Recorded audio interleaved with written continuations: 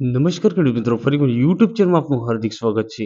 આજે આપણે વિડીયોમાં ચર્ચા કરવાના છીએ કે ખેડૂત મિત્રો, ફાર્મર રજિસ્ટ્રેશનની ગુજરાત સરકારે કરી છે જાહેરાત કે ફાર્મર રજિસ્ટ્રેશનની છેલ્લી તારીખ 25 નવેમ્બર 2024, તારીખ 25 નવેમ્બર 2024 તારીખ સુધી જ ફાર્મર રજિસ્ટ્રેશન પોર્ટલ ખુલ્લું રાખવામાં આવનાર છે.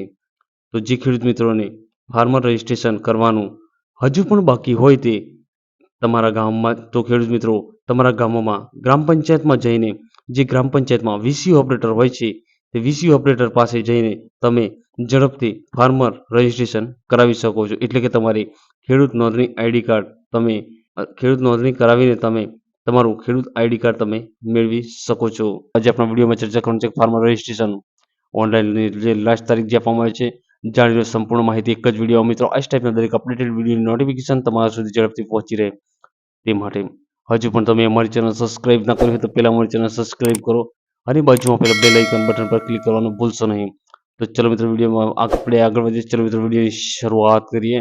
નેક્સ્ટ જે મિત્રો વિડીયોમાં જે ચર્ચા કરવામાં આવી છે તે તમારે જે ફાર્મર રજિસ્ટ્રેશન જે કરવાનું છે તેમાં આધાર કાર્ડની જેમ ફાર્મર કાર્ડ પણ ફરજિયાત છે. જે ગુજરાત સરકાર દ્વારા જે આપવામાં આવેલી જે જાહેરાતની જે આપણે જે વિડીયોમાં ચર્ચા કરીશું કે આધાર કાર્ડની જેમ ફાર્મર કાર્ડ પણ ફરજિયાત છે.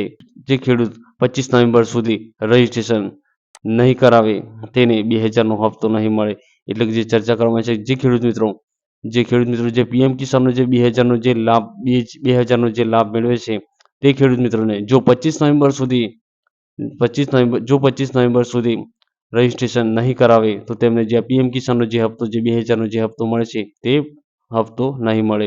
તે માટે પીએમ કિસાનનો હપ્તો મેળવવા માટે તમારે હજુ પણ તમે જે ફાર્મર રજિસ્ટ્રેશન કરાવ્યું ના હોય, એટલે કે ખેડૂત નોંધણી ના કરાવી હોય, તમારા ગ્રામ પંચાયતમાં જઈને તમે ઝડપથી તમારા ગ્રામ પંચાયતમાં જઈને વીસી ઓપરેટર પાસે જઈને તમે આ જે ફાર્મર રજિસ્ટ્રેશન કરાવી શકો છો. અને તમે તો તેમાં જે ચર્ચા કરવામાં આવી રહી છે કે ખેડૂત કેન્દ્ર સરકારના રૂપિયા 2000ના હપ્તા ઉપરાંત અન્ય યોજનાઓ લાભ મળે તે માટે ડિજિટલ આઈડી કાર્ડ ફરજિયાત છે. એટલે કે તમે જે ફાર્મર રજિસ્ટ્રેશન કરો છો તેનું તમને એક આઈડી કાર્ડ પણ તમને આપવામાં આવશે.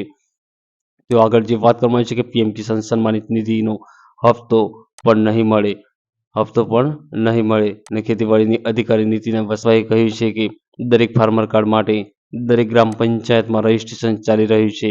એટલે કે જે તમારું જે ફાર્મર રજિસ્ટ્રેશન જે તમે તમારી જે ફાર્મર રજિસ્ટ્રેશન જે દરેક ખેડૂત મિત્રોને જે કરવાનું છે તેમનું જે ફાર્મર રજિસ્ટ્રેશનની જે આ જે સિસ્ટમ છે, જે અત્યારે જે ફાર્મર રજિસ્ટ્રેશન કરવાની જે સિસ્ટમ છે તે દરેક ગ્રામ પંચાયતોમાં હાલ ચાલુ છે. એટલે કે હાલ ચાલી રહેલ છે. અમારા ગ્રામ સેવકો, તલાટીઓ તેમજ અન્ય સરકારી કર્મચારીઓ લોકોમાં જાગૃતિ લાવવા ઝુંબેશ ચલાવી રહ્યા છે. એટલે કે જે આ એક ઝુંબેશનો કાર્યક્રમ પણ ચલાવી રહ્યા છે, જે રજિસ્ટ્રેશન માટે ખેડૂતોએ તેમના આધાર કાર્ડ સાથે લિંક કરેલો મોબાઈલ નંબર અને સર્વે નંબર 7/12/8ની નકલ, એટલે 7/12/8ના જે પુરાવા જે હોય છે, તમારી જે જમીન નકલ હોય છે તે રજૂ કરવાના રહેશે. એટલે કે તમારે જે ફાર્મર રજિસ્ટ્રેશન જે તમારે કરવાનું છે તેમાં તમારે કયા ડોક્યુમેન્ટની જરૂર પડશે. તો જે તમે ફાર્મર રજિસ્ટ્રેશન જે તમે કરાવવા માંગો છો, તો એક તો તમારા આધાર કાર્ડની જરૂર પડશે. બીજું, તમારા આધાર કાર્ડ સાથે જે તમારો લિંક થયેલ છે જે મોબાઈલ નંબર જે તમારો આધાર કાર્ડ જોડે જે લિંક છે તે મોબાઈલ નંબર પણ તમારે તે મોબાઈલ નંબરની જરૂર પડશે. એટલે કે મોબાઈલ નંબર પર તમારે એક ઓટીપી લેવાનો રહેશે. એટલે કે તમારે મોબાઈલ નંબરની જરૂર પડશે અને સર્વે નંબર, એટલે કે તમારે 7/12/8ની જે તમારી જમીન છે તે સર્વે નંબર તમારે, એટલે કે તમારે આ 7/12/8ની જે નકલ છે તેની જરૂર પડશે. તે પુરાવા તમારે રજૂ કરવાનો રહેશે. જે ખેડૂત મિત્રોનું રજિસ્ટ્રેશન થયેલું હશે તેઓને પ્રધાનમંત્રી ફસલ બીમા યોજના, કિસાન સન્માનિત નિધિ, કિસાન ક્રેડિટ કાર્ડ, લઘુત્તમ ટેકા ભાવ એમએસપી અને નેશનલ એગ્રીકલ્ચર માર્કેટ ઇનામ જેવી યોજનાઓનો લાભ થશે.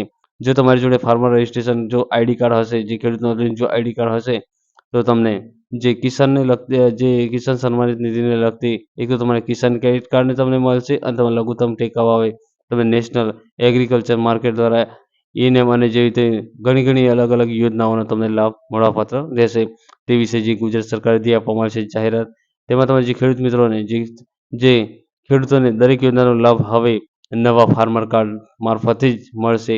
ગ્રામ પંચાયતમાં રજિસ્ટ્રેશન માટે ઝુંબેશ, એટલે ગુજરાત સરકારે લીધો છે નિર્ણય કે હવે દરેક ખેડૂત મિત્રોને ફાર્મર કાર્ડ મારફતે જ મળશે હવે દરેક લાભ, એટલે કે ફાર્મર રજિસ્ટ્રેશન કરાવી તમારે ફાર્મર કાર્ડ મેળવવું જરૂરી છે. સૂચના છે કે તમારા ગામમાં જઈને તમારી જે ગ્રામ પંચાયતમાં હોય છે તે ગ્રામ પંચાયતમાં અત્યારે જે રજિસ્ટ્રેશનની માટે જે ઝુંબેશો ચાલુ જ છે, એટલે કે તમારે ગ્રામ પંચાયતમાં જઈને તમારે વીસી ઓપરેટર પાસે જઈને તમે ફાર્મર રજિસ્ટ્રેશન કરાવી શકો છો. જો તમારી જોડે સ્માર્ટ મોબાઈલ હોય તો તમે ઘરે બેઠા પણ તમે આ ફાર્મર રજિસ્ટ્રેશન કરી શકો છો. અને તમારે ફાર્મર રજિસ્ટ્રેશન કઈ રીતના કરવું તે આ યુટ્યુબ ચેનલમાં વિડીયો અપલોડ કરેલું છે. તે વિડીયો તમે જોઈને તમે ફાર્મર રજિસ્ટ્રેશન કરી શકો છો. નેક્સ્ટ જે વાત કરવાની છે કે પીએમ કિસાન નોંધ પર જે આપવામાં આવેલી છે, પીએમ કિસાનની એક નોટિફિકેશન જે આપવામાં આવેલી છે, તેમાં ભારત સરકારે પીએમ કિસાનના આગામી ડિસેમ્બરના હપ્તા માટે ખેડૂત આઈડીની નોંધણી કરી ફરજિયાત છે. એટલે કે જે ભારત સરકાર જે કરેલી છે જાહેરાત કે પીએમ કિસાનનો જે 19મો જે હપ્તો અત્યારે જે સરકાર જે આપવાની છે તે હપ્તા માટે ખેડૂત નોંધણી એટલે કે તમારે ફાર્મર રજિસ્ટ્રેશન કરાવવું જરૂરી છે. તેમાં ગુજરાત સરકારે ફરી તમારે 5 દિવસ પણ પ્લસ કરી આપ્યા છે કે 5 દિવસ એટલે કે 25 નવેમ્બર સુધી ફાર્મર જે રજિસ્ટ્રેશન જે આઈડી પોર્ટલ જે ચાલુ રાખવામાં આવેલ તે 30 નવેમ્બર સુધી પીએમ કિસાન લાભાર્થી કરાવવાનું થશે નોંધણી. એટલે 25 નવેમ્બર સુધી પોર્ટલ ખુલ્લું મૂકવામાં આવનાર છે. અને જે સરકાર લાસ્ટ તેની જે ડેટ પણ જે આપવામાં આવી છે કે 25 નવેમ્બર પછી લાસ્ટ એક ડેટ આપવામાં આવી છે કે 30 નવેમ્બર 2024 સુધી અને પીએમ કિસાન જે ફાર્મર રજિસ્ટ્રેશન નોંધણી કરવાની રહેશે. પોર્ટલ અને મોબાઈલ નંબર એપ્લિકેશનથી દરેક ગ્રામ પંચાયતમાં થશે નોંધણી. એટલે દરેક ગ્રામ પંચાયતમાં પણ અત્યારે હાલમાં જે આ નોંધણી ચાલુ છે. ખેડૂત જાતે પણ કરી શકે છે નોંધણી. જે લાસ્ટ નંબર જે સૂચના છે કે વધુ માહિતી માટે રાજ્ય કક્ષાએ સંપર્ક ન કરવો. જો તમારે વધુ માહિતી જોઈતી તમારે રાજ્ય કક્ષાએ સંપર્ક કરવાનો રહેશે નહીં. તાલુકા કક્ષાના જે મામલતદારશ્રી સાહેબ હોય, મામલતદારશ્રીની કચેરી તમારે સંપર્ક કરવાનો છે, અથવા તાલુકા વિકાસ અધિકારીશ્રીની કચેરી તમારે સંપર્ક કરવાનો છે. અને જો તમારા ગામમાં જે તલાટી કમ મંત્રી હોય છે અથવા તમારા ગ્રામ સેવક હોય તેમને તમે સંપર્ક કરીને તમે આ બધું માહિતી મેળવી શકો છો. થેન્ક યુ મિત્રો, આભાર મિત્રો. તો મિત્રો આ સ્ટેપની દરેક અપડેટેડ વિડીયો નોટિફિકેશન તમારા સુધી ઝડપથી પહોંચી રહે તે માટે હજુ પણ તમે અમારી ચેનલ સબસ્ક્રાઇબ ના કરી તો પહેલાં અમારી ચેનલ સબસ્ક્રાઇબ કરો અને બાજુમાં પેલા બેલ આઇકન બટન પર ક્લિક કરવાનું ભૂલશો નહીં. ચલો મિત્રો, મળીશું ફરી એક નવા વિડીયોમાં. થેન્ક યુ, આભાર.